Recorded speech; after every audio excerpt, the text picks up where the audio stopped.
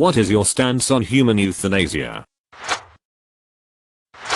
My mother was a huge animal person. We had dogs, cats, horses, cows, all manner of beasties, and she lavished the best possible care on all of them.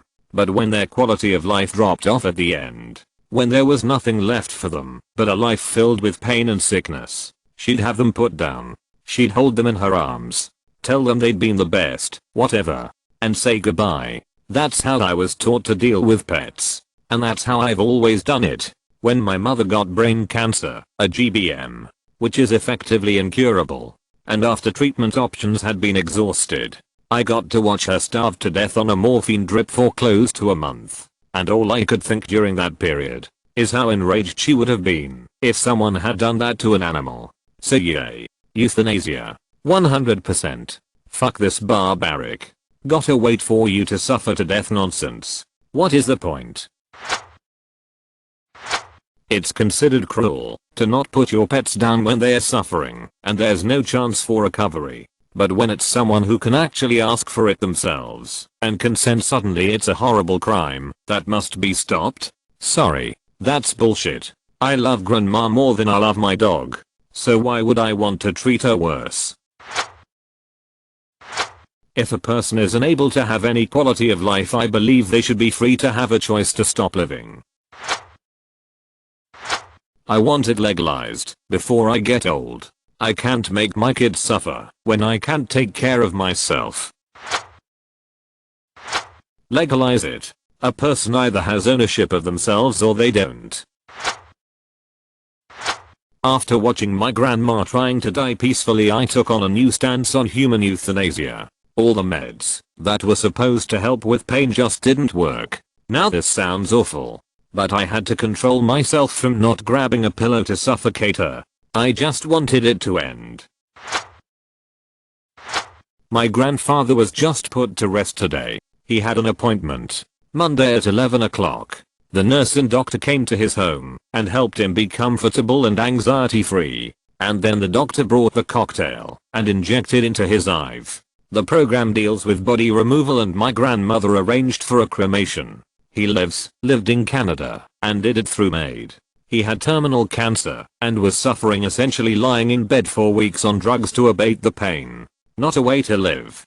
He decided he had to have his main doctor, oncologist, okay it and sign off, and then met with another doctor who reviewed his case to verify that he was a candidate, and then was signed off for it by a psychologist who decided he was in his right mind to make this decision for himself. It's hard, but it was his decision, and I support him. My grandmother got to handle things pragmatically and prepare, and he gets to go home as he said. He just kept saying, "I'm going home today." Humane euthanasia is one of the kindest gifts we can offer during a time of suffering. It needs to be legalized in humans. Yesterday, after working many years with animals and seeing how much kinder it is to end suffering than force something through, that will always have me on the side of pro-human euthanasia. My first Christmas in the field, the facility I worked at boarded a 21-year-old quadriplegic dog, and Christmas 2005 is when I first believed in Drive Kevorkian. After seeing my grandfather suffer with no hope, in hospice, not even being able to remember us half the time, I 100% support it. I never want to see someone go through that again. Death is horrible and can be full of suffering. I think it should be peaceful and to ease someone's pain. All for it. I believe people should have a choice to end their journey on this planet on their own terms, in peace and free from any more potential suffering/pain in their lives. My mother committed assisted suicide 2 weeks ago after battling colon cancer for 6 years. First and foremost, I recognize that this was the best course of action for her. She had exhausted all treatment options and was in a mind-boggling amount of pain. She couldn't tolerate most forms of pain mitigation, so she was simply suffering. Once she decided to stop all treatment, this seemed like the natural and obvious choice for her, and it was one my sister and I respected. It is, however, important to note how deeply and truly traumatizing it was to watch my mom kill herself. I cannot escape the image of how her skin turned grey and how I watched her heart sputter and stop. Every time I close my eyes, I see her neck as I watched her pulse slow. I'm well and truly struggling to deal with the process. And I think it needs to be said that it is a deeply disturbing part of the reality. That being said, it is a distinct luxury and privilege to know when, where, and how your loved one will pass. I got to talk to her about how she was feeling in the days leading up to it. And I got to hug and kiss her and say goodbye. A lot of people do not get to do that. And absolute beauty of that is not lost on me. I'm deeply grateful to have sat next to her and held her hand while she drifted to sleep. Despite the tragedy and trauma of it all, I genuinely see her euthanasia as her final act of love. I support assisted suicide and believe, without hesitation, that it is the most humane and compassionate option we can offer to those who are suffering.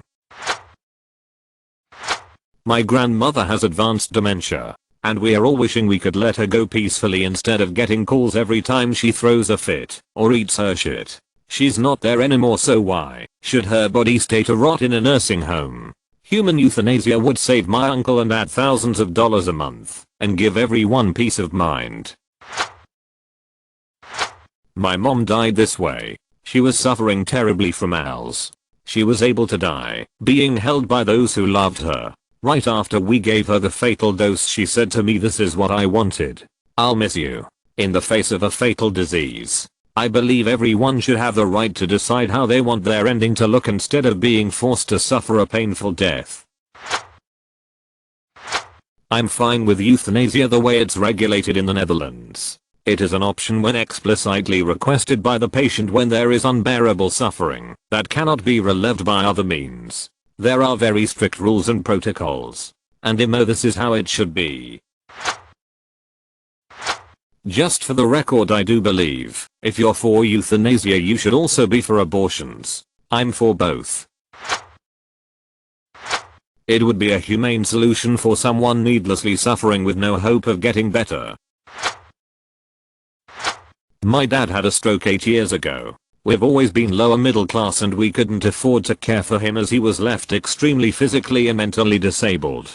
So into the system he went, bouncing back and forth between veterans homes and private nursing facilities, around $7,000/MO depending on the facility, constantly in and out of intensive care. He's lost most of his teeth, 100 pounds, his ability to do anything at all.